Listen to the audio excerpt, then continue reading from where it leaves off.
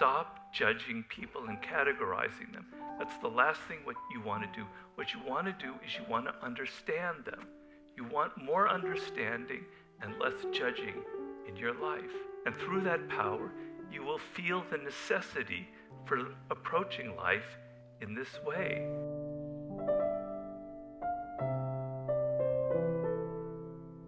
It's an honor to have everyone here. We were talking in the car right over. This is the first event Robert has done in 7 years. So this is a rare treat for me, and I think for you guys as well.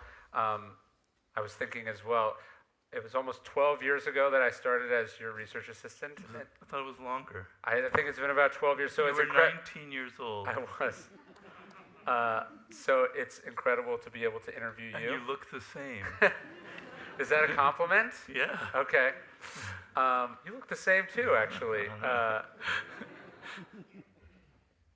But I was lucky enough to see this book happen. You've been working on it almost every day of those 7 years, which as a writer, I'm just in awe of. I don't think people understand how hard it is to work on a book, and the reward is events like this, and to have it out in the world. And you sort of delayed that gratification for 7 very long years.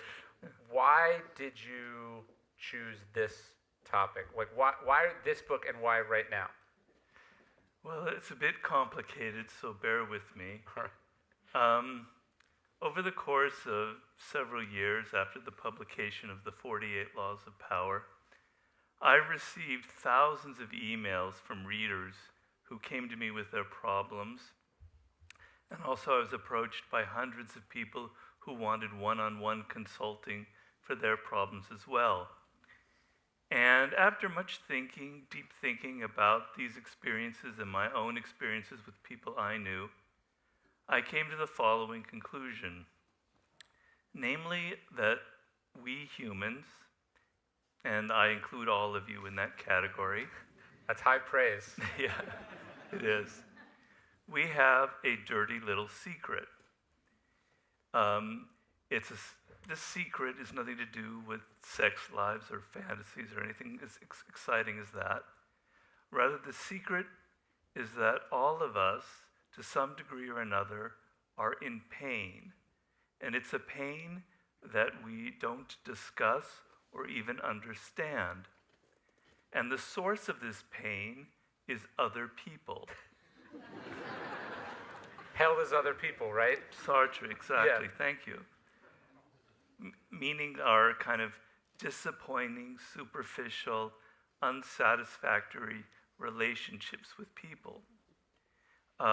This comes in the form of relationships, connections that aren't very deep between people who we consider our friends, etc., leading to a lot of loneliness. It comes in the form of bad choices for associates and partners, leading to all this struggle and messy breakups. It comes from letting some toxic narcissist into our life, leading to all kinds of emotional trauma that can take years to get over if we even ever do. And it also comes from our inability to persuade, to move people, to influence them, to get them interested in our ideas, leading to all kinds of feelings of frustration and anger. And so we are deeply social animals, which is a major theme in our book. And having dysfunctional social relationships lead to all kinds of problems. It leads to depression. It leads to recurring obsessive thoughts, to the inability to focus on our work, to eating disorders, to even physical diseases such as heart disease, etc. We only see the surface phenomenon, the depression, or the physical ailment. We don't see the underlying source. And sometimes we're not even aware that we suffer from loneliness. And so, about 7 years ago, while I was writing Mastery, I decided what I really wanted to do was to write a book that would help people deal with and overcome this very deep pain that I felt a lot of my readers were expressing to me, that they wanted a book like this. But I just didn't want to write the usual stupid self-help book that kind of throws little formulas at you and little pat phrases about, how to get along with people, all that bullshit. I wanted, I wanted to write a book, like I always do, that gets inside of you, that changes how you think about the world, that gets into your skin and really alters your perspective about people and the world. And so with that modest goal in mind, I asked myself a question, like I always do when I write a book. What is the source of this pain, of this problem? The obvious answer is that we are generally very poor observers of people around us. We're poor listeners. We've become so self-absorbed with our smartphones and our technology. We're not paying attention. And when we do pay attention, we project onto people our own emotions, our own desires, or we're very quick to judge and categorize them. That person's good, that person's evil, that person's likable, that person's not likable. And so seeing just a small portion of who people are, we naturally misunderstand and misjudge them, leading to all kinds of problems, to bad decisions, to bad strategies. And so if that is the source of our problem, then the solution is that we all just become better observers and listeners, which is what a lot of self-help books that deal with this subject say. But I found that very unsatisfying for an answer. That's not where I wanted to begin. So I thought very deeply, and I decided I wanted to ask another question, which is, are there moments in our lives in which we actually feel different, in which we are actually paying deep attention to people and actually observing them? And I said, yes, there are these moments. First of all, as children are master observers of people. They are very attuned to the emotions and moods of their parents. Their survival depends on it. Con artists hate children because children can see through their phoniness, their fakeness. So we were all great observers when we were children. When we travel to a foreign country and everything's exotic and weird and the customs are weird, our senses are heightened and we're paying attention to people. They seem so different, we want to understand them. If we start a new job and we're a bit nervous, we're paying attention to all the little power dynamics going around. Obviously, when we fall in love, we're extremely attentive to that person. We're picking out every little sign and detail that they're emitting about whether they like us, who they are, what their character is like. And finally, strangely enough, if we read a really good novel or see a great movie, we're fascinated by the characters that someone has created, and we want to get inside of their world. Excuse me. So, what do all these experiences mean? I know this is a very long-winded answer. I'm going to get to the point in a minute. What do all these things have in common? What they have in common is that in these moments, our desire is engaged. We're excited. We're curious.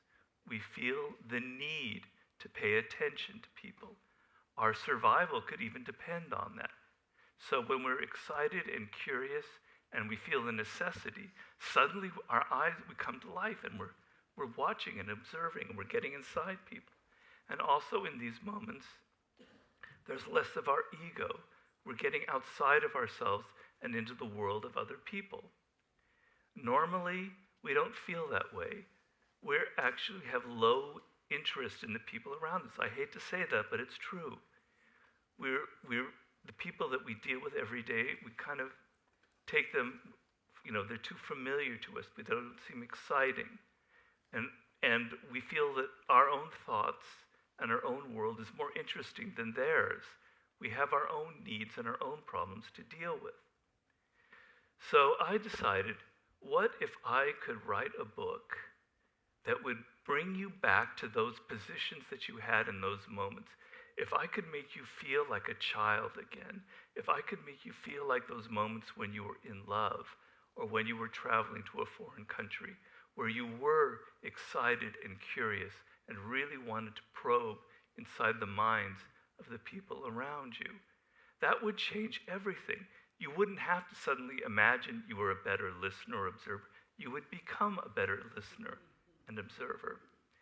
So how could I create that kind of magic?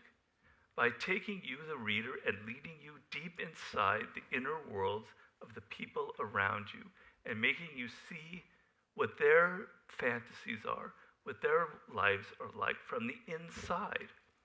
So that it's my contention that the people you deal with are a lot more interesting and complicated and weird than you imagine. You think that you have to travel to some foreign country like Bali or see some interesting movie to find people interesting. No, that salesperson at Rite Aid or whomever, they actually have a really deep, rich inner life. They are fascinating. You're just not realizing it. So how am I going to be able to do this? By immersing you in the study of human nature.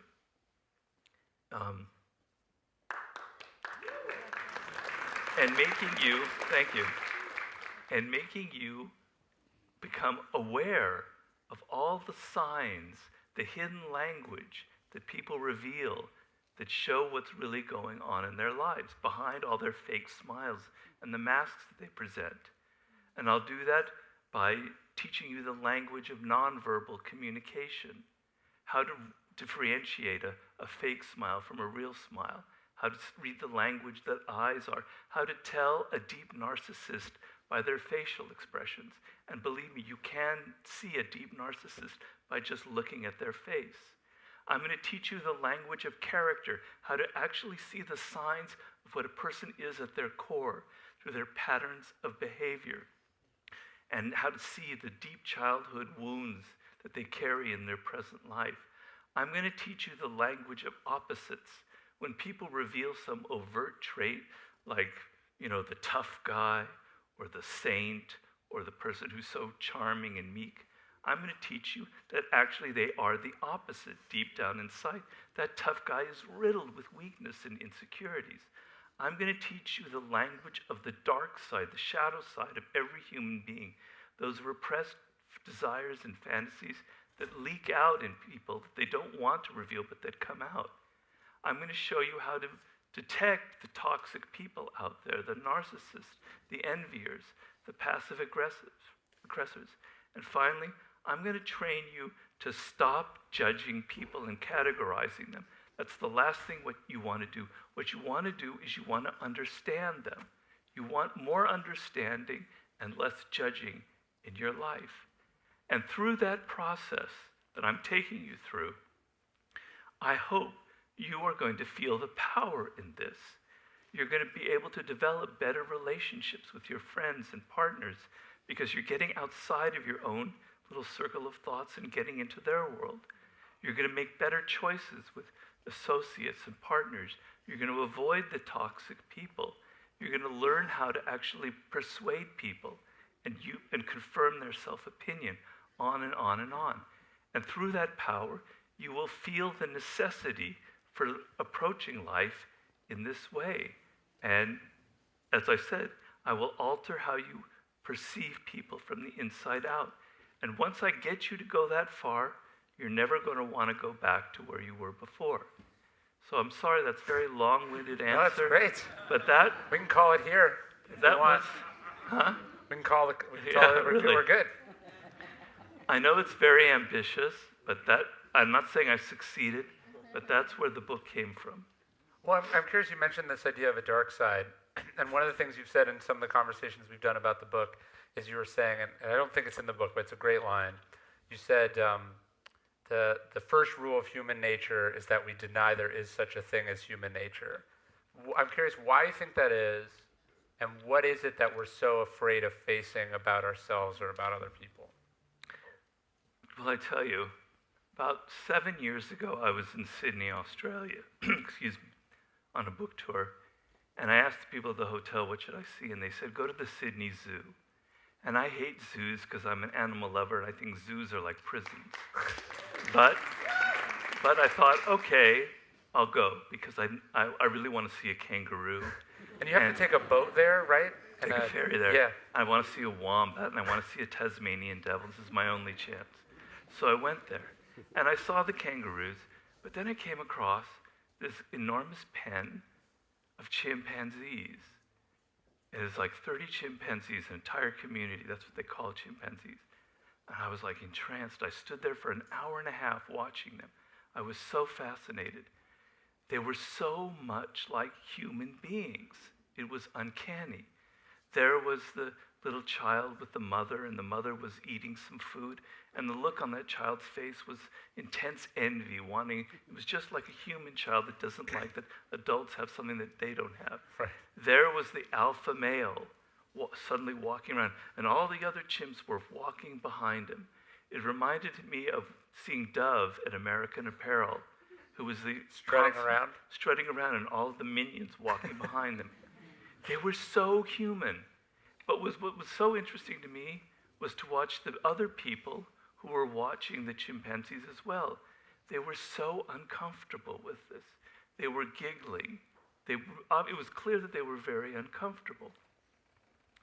So one of the things about human nature is that it tells us that we have a great deal of the primate in us. We have a lot of the qualities of a chimpanzee. And we're terrified of that kind of feeling. We like to think of ourselves as so clean and modern and sophisticated and tech savvy and so civilized that ugly little primate that's so brutal power, it frightens us. But that's who we are. Human nature also tells us that we're a deep social animal, that a lot of our behavior comes from the desire to fit in with the group, right? And that social scientists have said that often when people do a good deed, they want to do a good deed because they want other people to see them doing a good deed. Sure. You know, you see that on social media all the time, people posting all the great causes that they support. So, but we want to see ourselves as people who are autonomous and that we control our own thoughts. The idea that our social nature determines a lot of our behavior, we don't like that feeling.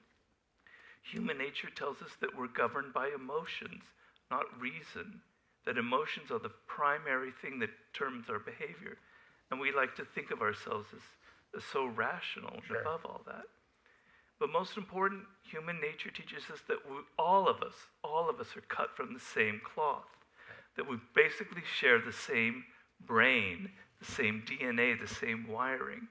So that if some humans are narcissists, are aggressive, have envy, it means that all of us have these problems as well. There's a narcissist in every single one of you. Each one of you has aggressive tendencies. Especially these people. Especially these people who read my books. So, you know, but we want to think, no, I'm not the narcissist. I'm never aggressive. I don't feel envy. It's the other guy. So we are very much primed to denying that we have these aspects of human nature. But that denial is actually a part of human nature. Right. Right? Sure. And I want to take all of you and say, stop denying and accept us. Accept that primate in you. That primate in you isn't ugly. It's actually a beautiful thing. The animal part of our nature has actually something that's very powerful. There's a force in that. And I explain what that force is in the book. And you're not necessarily saying to give in to your primal or aggressive nerves, but you have to accept them if you want to channel them or block Right. them or whatever you want to do with them. Right. Aware that emotions govern you now gives you the opportunity to actually become rational. I say that no human is born rational. We have to train ourselves to become that. Knowing that animal part of our nature gives us the power to move past it. But you first have to accept it. You have to get out of your denial. Yeah.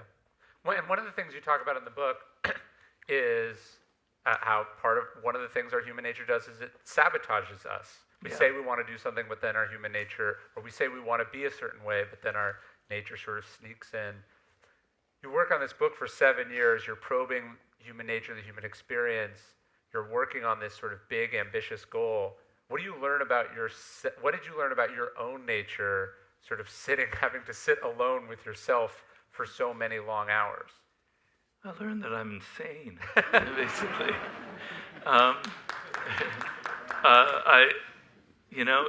It was a revelation because, here I am writing about narcissism, going very deep into it. And trust me, I've known a lot of narcissists in my life. You might even be out there. And I was going, wow, Robert, you actually are a narcissist. You actually have a lot of these traits. And it wasn't a pleasant thought. And it stayed with me ever since. I keep catching myself going, you can be quite a narcissist. Sure. Then I wrote the chapter on aggression, the later chapter, and I'm going, damn it, man, you are one aggressive son of a bitch. You know? I'm writing about other people and how to overcome it, but I've got these problems. So it was kind of an eye-opener in that way. But I've noticed that people have, it's only been out 4 months, but people who've written to me who've read the book, and they've had the same reaction. They go, you know, it's been kind of painful. It's a painful book to read. No, it is. It's a mirror about the things we don't want to necessarily see about ourselves. So when you have a big goal, like I'm curious too to go into this idea of self-sabotage. You know, Stephen Pressfield has this idea of the resistance, this sort of force that blocks us from doing what we're wanting to do, which is part of our human nature. I'm curious if coming out of the other side of this book, did you learn anything about that you might share with people who are trying to pursue they have some creative work they're doing, it's a movie or a piece of art or trying to start a company. What did you learn about sort of mastering these forces in yourself towards accomplishing something? Excuse me, my leg tends to do this sometimes. I have to put my hand down on it. Well, I wrote about it in Mastery pretty much, but there's like 4 or 5 steps that you need for any great project, and if you follow these 4 or 5 steps, you will have tremendous success. Okay. I'm not trying to be like Donald Trump and the school or whatever he created. These are real. These are real. So number 1, you have to really love your idea. It has to be something from deep within. It has to be personal. It has to excite you on a deep level, because you're going to have to persevere for several years. There are going to be a lot of critics, a lot of mean-spirited people who are going to say, you can never do that. Your parents will say, go back and go to law school. All these things.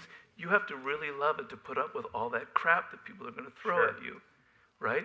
And I have this theory in Mastery that when you create anything, the spirit that you create it with, the energy, the excitement, is translated into the product itself.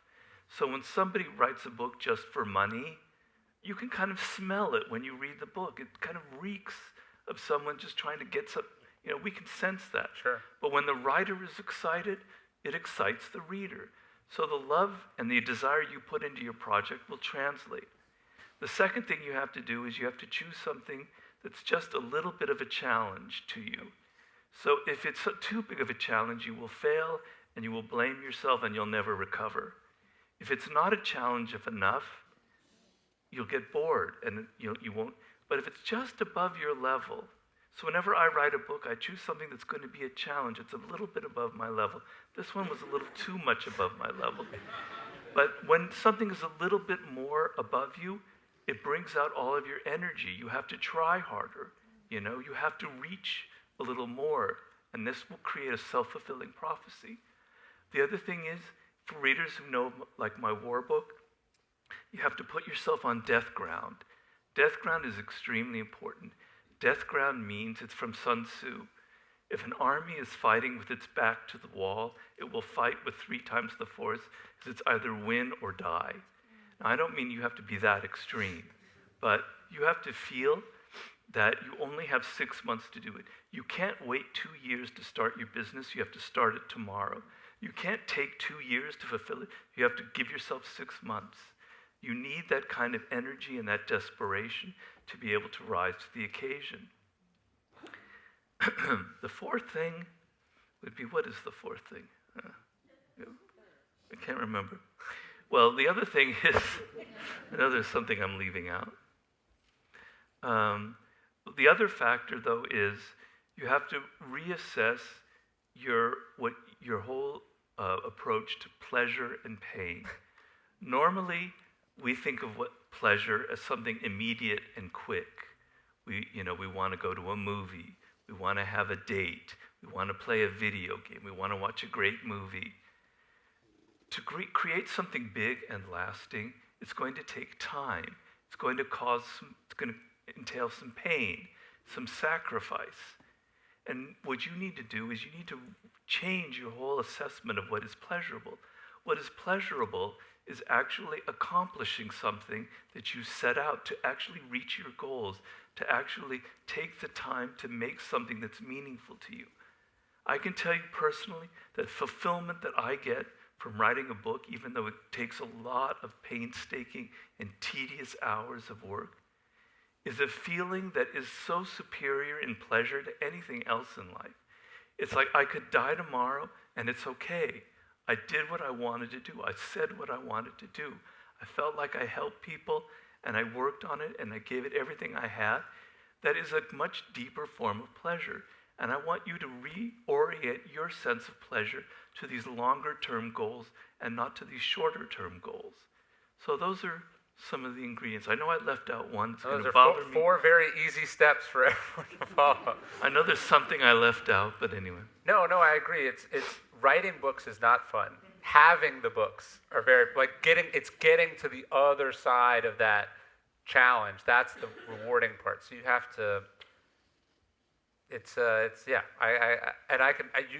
Your books take 7 times longer than mine, so I can only imagine what that delay, the delaying of the gratification is. It's interesting. What I thought was so remarkable about this book is you would think, we talked about confronting your dark side, but you talk.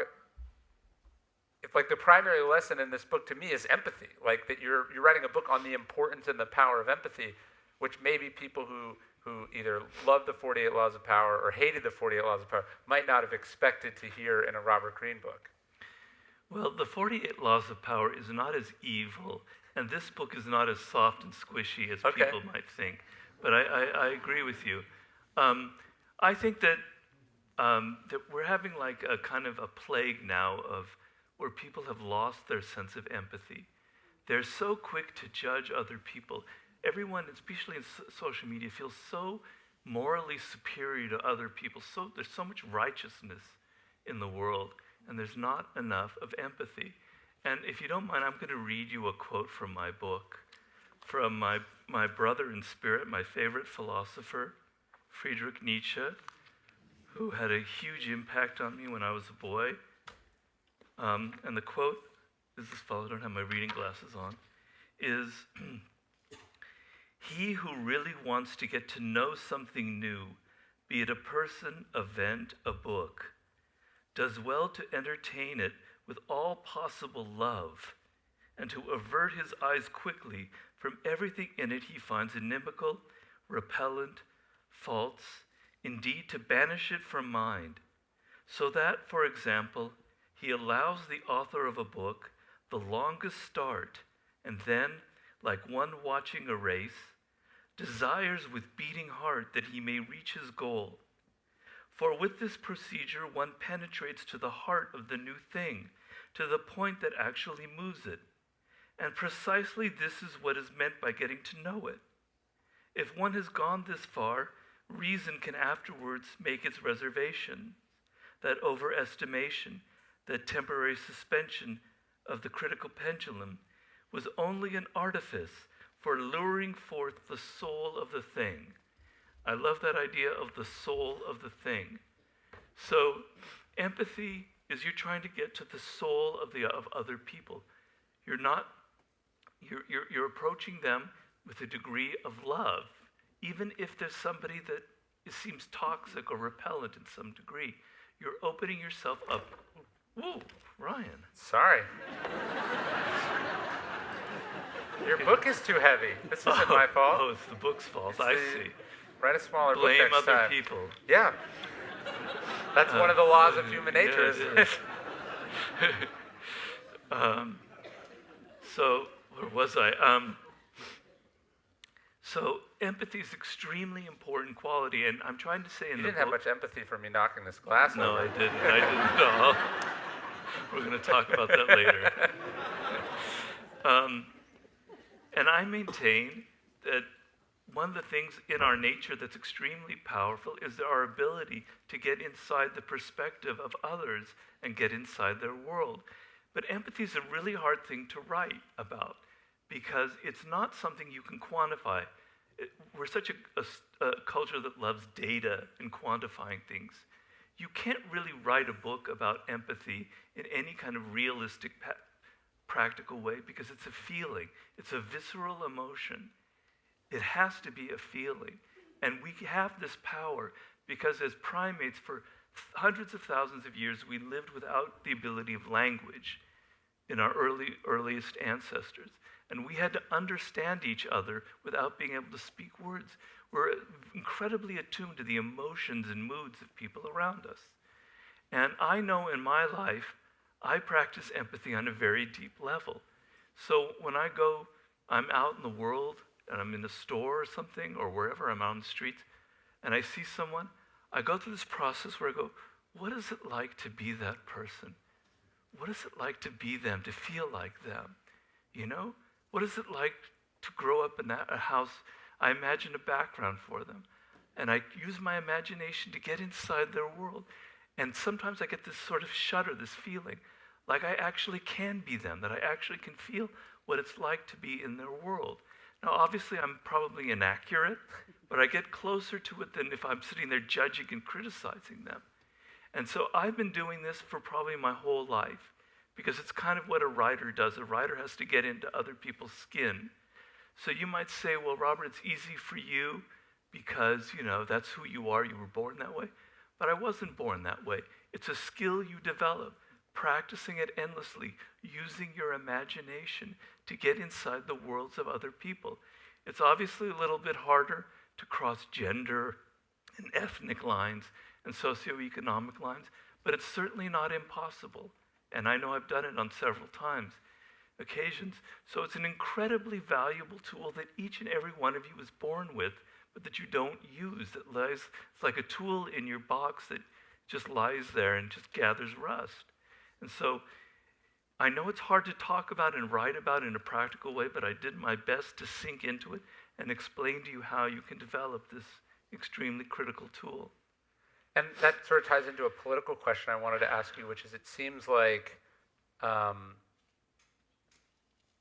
you talk about this in the book, this sort of rise of it seems like one of the big lessons of the book is avoiding the mob mentality. Yeah. And so it's like you both have to understand what other people are thinking and acting, but also not necessarily give in to it. So I was wondering, as you see this sort of rise of these populist movements all over the country and the world, and you see this sort of visceral anger that's entering our politics, like what reaction do you have to that? And then how would you suggest that leaders or people should think about these things that are happening? Well, it's obviously very scary, but I must tell you, if you're depressed about the times that we lived in, these moments occur all the time. History is cyclical. I don't believe in progress. History is cyclical.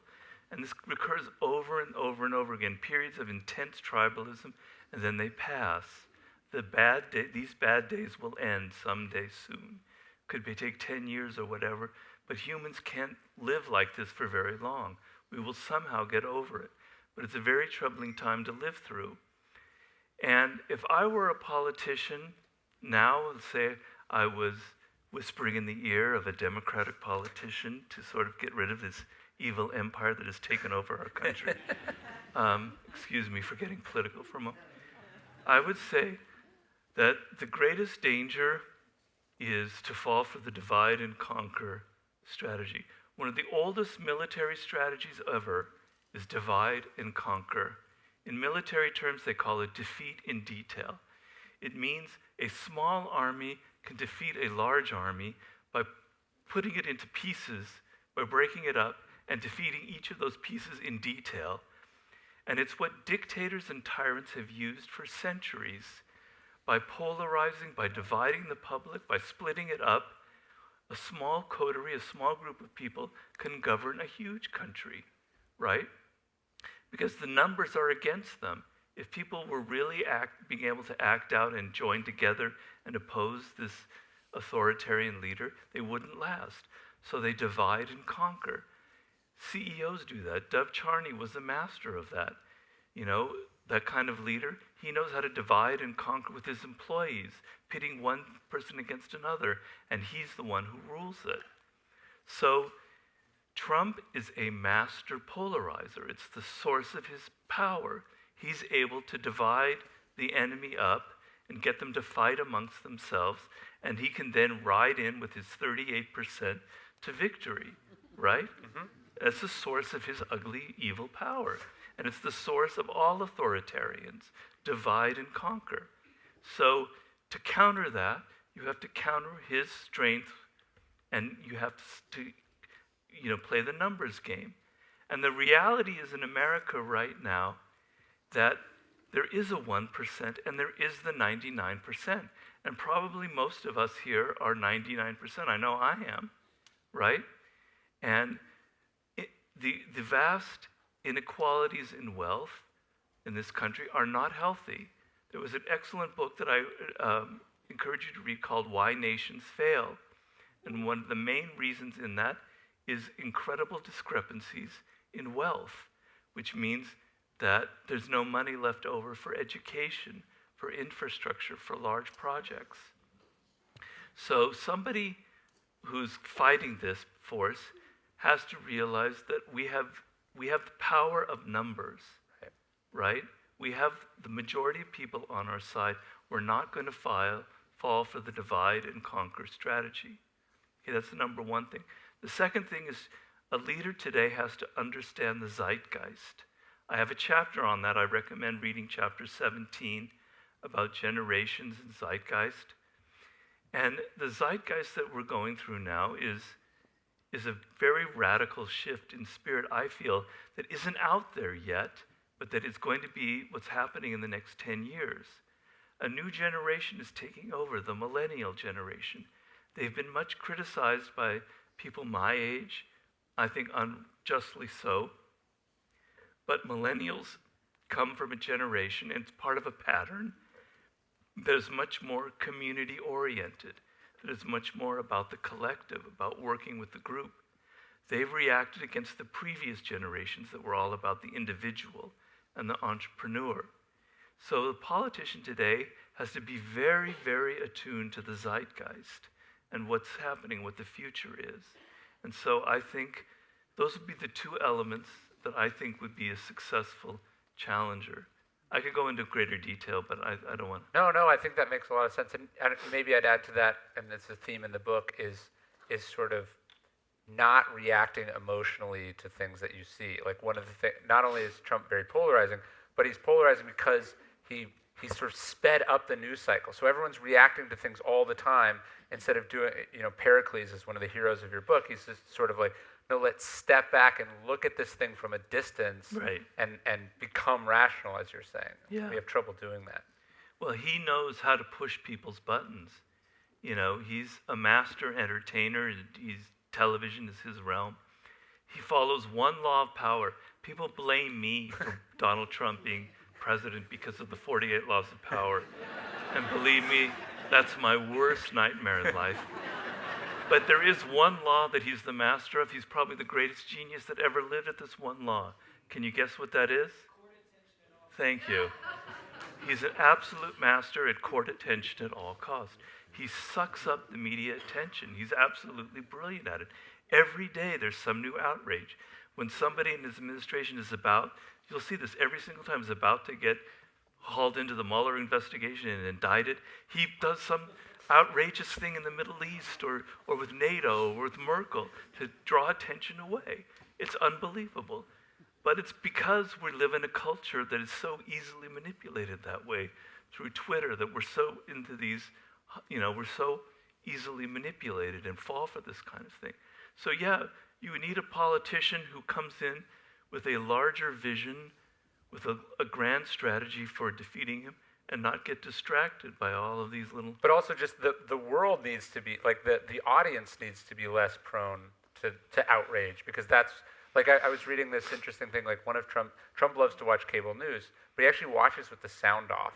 He just sees, like you go to your observing He's like Chauncey Gardner. Yeah, he just watches what people are doing, and he can tell from that whether he's provoking the reactions that he wants, which is very primal. And that's amazing. Roger Ailes did the same thing. That's creepy. It is. It's very creepy. Wow. I think we have time for maybe one more question, then we'll get into the Q&A portion. Yeah, go ahead. So you've been writing about power and warfare and seduction and now human nature for 20 plus years. Yeah. You're already starting your next book. And one of the things I love about mastery, and I recommend it to all these young people that email me, they're like, how to, and I always recommend the book. And then the question they come back to, and I know you wrote about it a little, but I thought it'd be a good place to leave it. How do people find that thing for themselves? How do they find the thing to spend 20 years doing? And I know I came to writing early. I came to what I wanted to do early. You had quite a few jobs before you became a writer. So you found it through the trial and error method.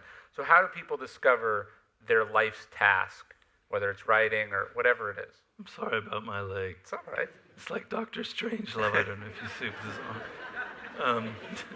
It's got a mind of its own. I can't control it. Well,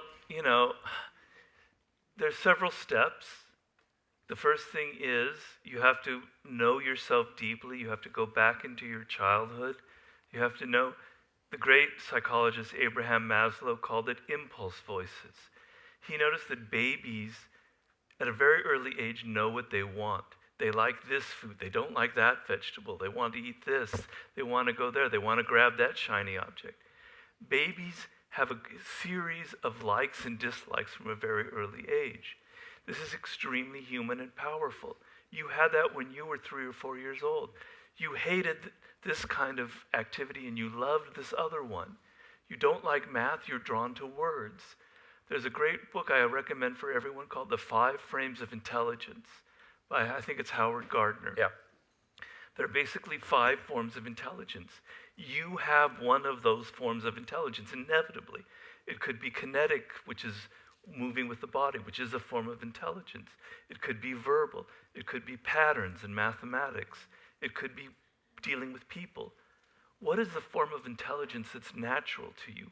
What were you inclined to when you were a child? What was it that you loved to do? I know when I was young, I was entranced with words.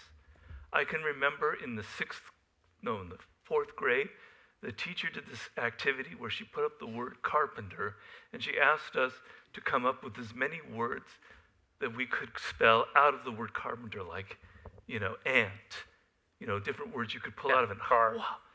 Yeah, thank you. I got one. Pen. Yeah, I should be a writer too. Yeah, and I thought, wow, I love that. It's insane. You could take letters and combine them into words. What an exciting. I was entranced with words from a very early age. So you've got to know that, and you've got to know what you don't like. I remember when I was 23 or 24, I'm sorry I keep talking about it. I told you I was a narcissist. When I was about 24, I was a journalist living in New York, and I had written this article about traveling through Italy. I thought it was a great article. And the editor wanted to have lunch with me. I thought, oh, great, he's going to praise this article. He brought me in. He started drinking, like, on his 3rd scotch. He started telling me, Robert, you're never going to be a writer. You need to find some other career in your life. You need to, go to law school. Just forget it.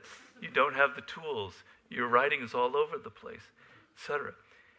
And instead of, my reaction, of course, initially I was a little bit upset. But eventually I said, no, that's not true. What is true is that I'm not made for journalism. Journalism is ugly, it's stupid, it's not, well, no, I'm sorry, I don't mean to generalize. For me, it's not a good fit, So, I know what I don't like. I don't like journalism. I don't like working in large corporations. I don't like the politics that is involved with 20 or 30 people. I need to work for myself. So that's another step in the process. And you need to go through life when you're younger, having a general frame, a general direction. For me, it was writing, and explore and have some fun and some adventures. Try yourself at this, try yourself at that, all within a general parameter. And then at some point, when you reach 30, which I maintain is our most creative period is in our 30s. I'm in my 50s, so that doesn't say much, but that's when I wrote The 48 Laws of Power, which was a book that just spilled out of me in a way I could never do now. you'll be ready. You'll be ready for something great and something creative because you've accumulated all these skills. So, and that was sort of the path that I took. I had 80 different jobs in my 20s. I worked in construction. I worked in a detective agency. That was one of the most interesting jobs I've ever had. Very depressing. You probably learned a little bit about human nature there, though. I learned a lot about human nature. I was a skip tracer, which basically means over the telephone, I'm trying to find people who've disappeared, who've not paid up their bills, etc. And it's all about how you can learn how to lie on the telephone. You know, you call up and you say, I'm a great friend of your son, blah, blah, blah. We went to school together, you know, and, you know, we were interested in, we went to the same church. I need to get in touch with him again. Where is he? Yeah. And you have to emote, and you have to act like you're a certain person, all to lie and all to get money. It was the most soul-sucking job I've ever had. But it taught me so much about how to deceive and manipulate people, and about what, you know, a lot of it went into the 48 Laws of Power. Sure. You know, I worked in Hollywood, which was also another soul-sucking. I'm sure I love Hollywood, don't get me wrong. I had all these jobs, so I had all of these experiences. I had fun.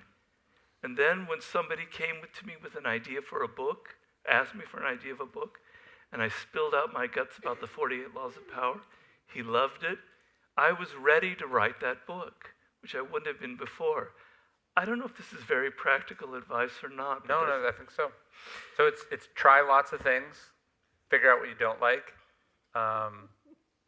figure out what you like. Have a basic frame of reference. Know thyself, right? Yeah. Really, really get in touch with yourself. I talk a lot about Paul Graham, sort of the icon for that, the man who founded Y Combinator. He was into computers and artificial intelligence and hacking. He got kind of sick of that. Then he decided to go to art school, and he became an artist, you know, living in a Soho loft, the cliche of the artist. And then finally he heard an ad on radio for Netscape, how Netscape was going to be this new frontier. And he thought, here's the chance for me to combine everything I've learned about computers and art and design. And so his wandering around trying different jobs, it all led in this serendipitous fashion. A lot of it is luck in life. I'm an incredibly lucky person. If I hadn't met Joost Elfers, I could have committed suicide, I could be homeless. I agree, luck is an important aspect of life. But when you all will have luck, you will meet somebody, that serendipity will happen to you, but you don't recognize it. You're not prepared, you let it go by you, and you missed your opportunity. I recognized my opportunity and I seized it.